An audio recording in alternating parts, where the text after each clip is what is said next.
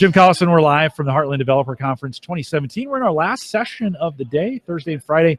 We are done. I have Naveen Akode here with me to talk a little bit about his session. Naveen, thanks for joining me. Thank you. Good to have you. It's my pleasure. Let's talk a little bit about your session. No, before we do that, let's talk a little bit about you. Who you are, where you're from, who you work for, what you do, those kinds of things. Let's get to know you a little bit. Sure. I'm Naveen Akode. I work for Blue Cross and Blue Shield of Nebraska. Professionally, I'm a software architect, and at Blue Cross, I work as the technical lead for leading two different teams. One is into data, and one is into API. My passions include software architecture and practices, distributed computing, and cloud technologies, and more recently, artificial intelligence. Yeah, there's never been a better time to be in this business, by the way. Absolutely. Yes, there's so many great things going on, so much good stuff happening, so many new technologies. I get the feeling, I've done these conferences now for a while, and I just get to see the growth each year of some of the cool stuff that we get to see. You got some cool stuff that you came to talk about. What was your session about? So my session was about actor model, but using technology called Service Fabric, reliable actors. This started as I've been kind of developing for years, doing concurrent programs is really hard to get it. Okay, and certainly we can get to we can use multi-threading and all, but we end up using locks and mutex and semaphore, which are very much primitive. And add to that, today we have multi-core processors. Now I can deal with at least even with two processors. Think about their processors that are coming up with as many as 256 cores that I know about, right? So it's hard to reason because we think linearly, whereas the processing is parallel and concurrent. That's totally non-linear. And I started looking into there's got to be a good way, and my peers, I learned from my peers hey, there's this actor model which may be a next evolution that might be coming up. And at the same time, I have a few more other peers who at work who are looking into machine learning and artificial intelligence. They talk about TensorFlow and all, and I'm like, what is this? Started getting into it, started learning into it, and that's when I realized well, there's a lot of stuff on actor model. It's nothing new. It's been there for many decades, and there's a lot of libraries and frameworks developed in open source. Not much in .NET though. So that's where I started. What can we do? How can we solve this problem? Hey, now that .NET's almost open source. Hey, there you go. Right, which I can't believe I was ever going to say ever that .NET would ever be open source, but there's a lot, not all of it, but there's some come on. So. The advantages just on the surface when you talk about this actor model, what are some of the advantages, or what do you like to take advantage of in the model? So doing concurrent programs, actor model takes away the burden of thinking about locks and primitives and all.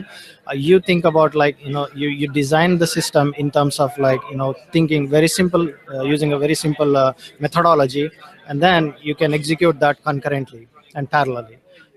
This would be very beneficial in terms of whether you're doing creating analytics or things of that nature, or statistics and all. So yeah, or some data crunching.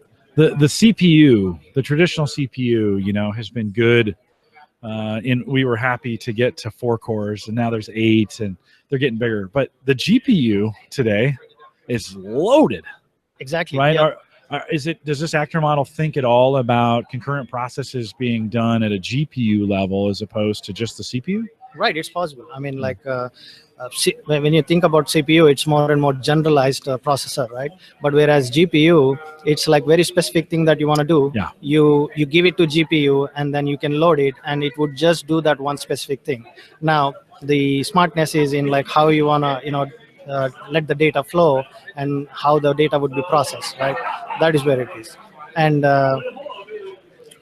it's catching up. The hardware is catching up, and that would help really, take advantage of this actor model going forward. Can you give me an example? So in some stuff that you're working on or in your session, I'm sure you kind of gave an example of how you maximize this. Can you give me that example? So I tried really hard how I can dumb down or create a demo app to kind of show the concept. One of the things I really took to heart is a white paper from Carl Hewitt. The actor model was first formalized by Carl Hewitt, and the white paper is viewing control structures as patterns of message passing. And in that absolutely very nice paper, Carl Hewitt kind of explains, like, the actual crux of it, the actual smartness of it, is in terms of how you pass the message, between the actors. And the actors are really dumb that they just do that one thing, and then the computation keeps going on. Yeah. So I wanted to take that concept and create some kind of a demo app into in .NET world, and kind of show, like, hey, this is how the methodology, the way you approach it, and share the knowledge. Not many people may be aware of it, but it's my humble Yeah. way of sharing knowledge and letting other people get to know that. For what kind of applications is this one? So when I'm thinking about, I've got a problem that I'm trying to solve. What kinds of problems does this model lend itself towards generally? So let's just say you have a lot of number crunching, let's just say financial things, or maybe statistical things, or maybe you want to do some kind of analysis on data. Then you can use this model, and it would be much easier to program and reason about it. And that's because a lot of the transactions are very quick. They can be done concurrently. Yeah. Yep. Yeah, they can be done concurrently. And each piece is would contribute in a larger task, I would say. Each actor would only do a very simple task, very dumbed down task, which would inevitably contribute into a larger task. Yeah, but they can do that one task very fast. Very fast. Yeah, yes. yeah. And concurrently. And I think it's probably when we use that term economies of scale. This is that economies process where we're getting a whole bunch of actors. While they may not be as smart as each other, they know how to do what they do very well, and they get it done. And they get it done. Actors got to be dumb actors, and you inject smartness into it, and at runtime, and then you say, like, go, and it would start doing the computation. Yeah. What kind of feedback did you get from your session? I mean, what kind of questions do you normally get at the end? Somebody always comes up at the end with some kind of crazy question. Similar questions on, like, how actor model would help them and where they can use it. And there was another gentleman who was talking about, like,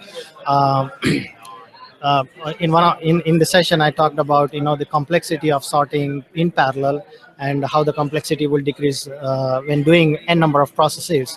So he was having some questions on that, and he had that intuition in mind for many years, and he said, like, it kind of clarified that intuition. Okay. Naveen, if I was new to this and I was just starting to think about this, what kind of resources, what should I be looking up? What should I be reading?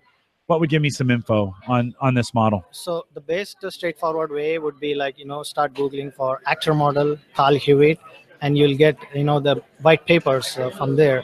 And you can also look at some of the actor frameworks that are available.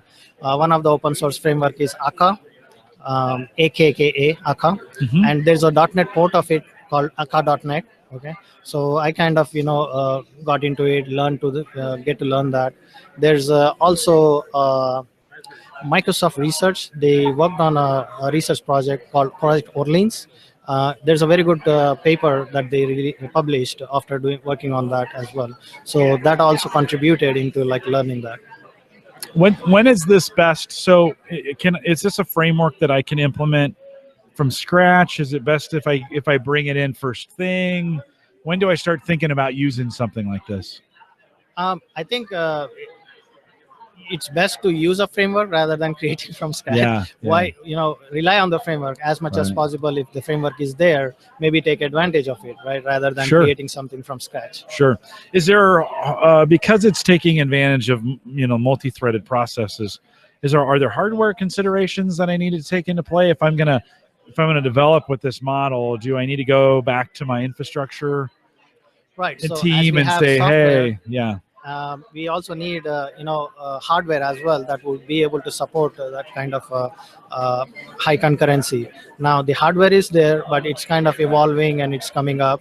I would say maybe we are not there. But Yeah. when the hardware gets ready, we should be there.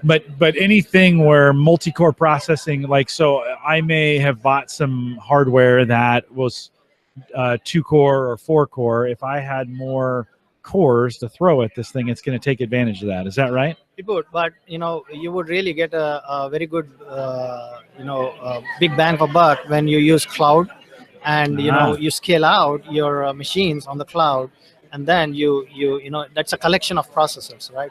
And you add as many as possible, and then you start computation. I gotcha. So we think of on-prem and physical cores being there, but if you're you think saying about cloud, cloud it's compute, like virtual processors. grab as many processors as you can and slam that stuff through. Right. And because it's not going to last very long on Right. there. But I'm also seeing, I was at I think I was at Azure or Amazon, one of the other ones, and they now have GPU cloud.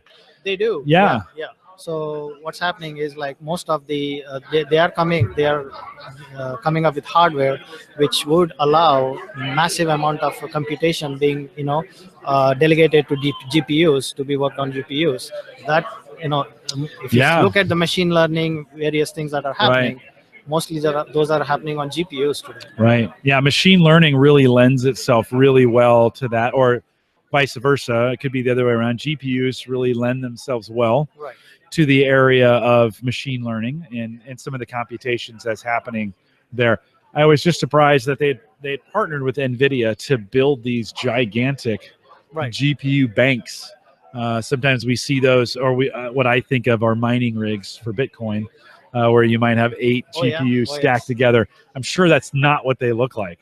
But interesting. The world of the GPU has caught fire, and now it's great to see some folks starting to think through, hey, how could we take advantage of all those more cores? And more computation has been kind of delegated to GPU, Yeah. and CPU is there to do more general process. But if it is like you can model and design it based on, like, just do one thing but do it right, then you can scale out and have take advantage of the GPUs. Yeah, very, very fascinating.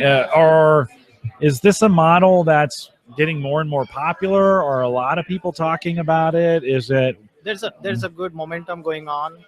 It started in open source, but again, in .NET world as well. Microsoft has their own technology called Service Fabric, and they brought in actor model on top of that Service Fabric. So one, Service Fabric takes care about a lot of pain points of a distributed computing. And then on top of that, if you lay actor model, it helps you with it takes care of the pain that you have with multi-threading and locks and all those things. Yeah. Well, that's great. No, that's a good overview. I'll have to look into that a little bit. I'm super interested in those. It's a different world. Yeah, it is. As much I read and learn about it, I feel like not coming out of it. Yeah. Well, and I come at this from a when I think for the average person, when they think about video games and now mining, Bitcoin mining or whatever altcoin mining, the GPUs are the hottest, sexiest things right now. And so multi-threaded compute is super important.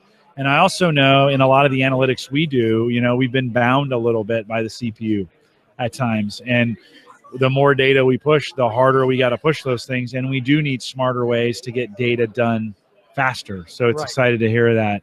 There's some, at least some new thoughts going into it as well. Naveen, thanks for was it as bad as you thought it was going to be? It was good. You made it, right? You made it through. You're the last one of the day. So Naveen, thanks. Hang tight for just 1 second. Thanks, Jim. With that, we'll call it a day here at Heartland Developer Conference. There's a whole bunch of these videos. If you just look up, if you're on the web page, you look up. There's a bunch of these videos available for you. They're all on replay, and you can listen to them now. And Naveen, again, thanks again for doing this. We appreciate it. And with that, we'll say goodbye.